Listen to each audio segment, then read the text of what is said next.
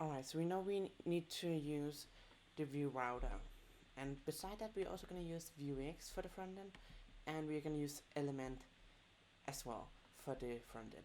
So in this video we're going to install these three dependencies. We're not really going to take a look into how to implement it yet, or the few other dependencies we might install over the way, which there will be one dependency we'll use to basically store a token.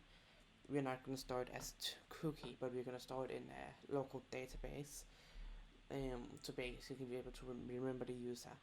But we're going to first of all go in and install the Vue router here. So we can do that by basically just choosing this one here, go in Visual Studio Code, and you can go in, basically we can delete this terminal, and I can show you how to create a new one by clicking the plus sign.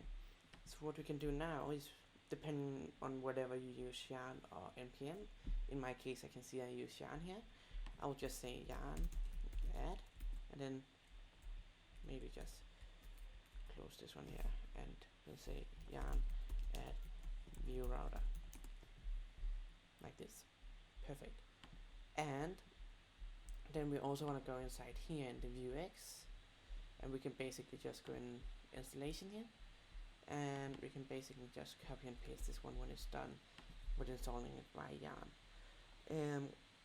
And the last dependency we're going to use are going to be element, and that is going to be our front end. So we're going to use element with the Vue components, and as you can see here, here's some examples of what you have to work with. There's everything from pagination here to select function here, and so on. VueJS is a statement dependency, which is kind of like Redux, just I find it way more simple, which is mainly why I go with Vue, beside the fact that it's hugely supported by communities in Asia, which means there's a lot of people supporting it. I think it's mainly from Asia. I think in particular China has a lot of developers using Vue. Like you can see, this library here is actually in Chinese as well, and it's actually the default one, so you might see some of the things, at least on here, that is not completely translated, some of the small things in here. Now with that said, we should have the opportunity to just go and create a new terminal, and then go in and say yarn add, and then we want to add in VueJS, and we want to go in and install this one here. So it also exists for React and Angular, so if that should be the case for you, you can also just go in and install it like that. Then you can just go in and install it here, and just to check here. Great. So my workflow when I create a website is usually having 3 terminals open. One for running the backend server, one for running the frontend server, and one for creating commands to install, for example, dependency or similar things. So while this is going on, we can just go in and create in the small thing here. We want to have a quick start here, and in here there should be some code you can go with. So we're not going to set it up, but what I want to do is just want to be sure we have the correct library here, and we have the correct things. So I'm just going to show you some of the things in here. So we have everything from border to radio here. Why? The reason why we're doing this is basically just to show you how to use a library made for Vue, and then you can see how to use it.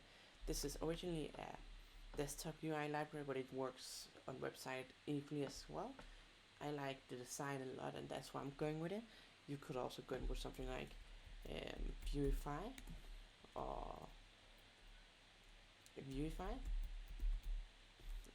sorry. These are some other libraries you can go with. Now you would be able to just use the functions and implement it on these libraries instead. But in this scenario, you're just gonna go with element.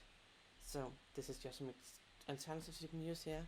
One for based upon Bulma and one based upon material design. Alright, with that said, we should hopefully have the first one here installed very quickly. And then we can just return to the video when all of this is installed. Alright, now all of the dependencies are installed, so if we just go in the package.json file, we should see these dependencies installed here, which is the 3 most important ones to use here. And what we can do now is we can basically just go inside our resources file here, and we basically just, before we close this video and all of that, we just want to get rid of this file here. And then in the next video we're going to look at the folder structure, so we can just get some structure, and so it will be easy and nice to extend the application further on. So we will take a look at that in the next video. In the meantime, be sure to smash that like button and click the subscribe button if you want to see more videos like this.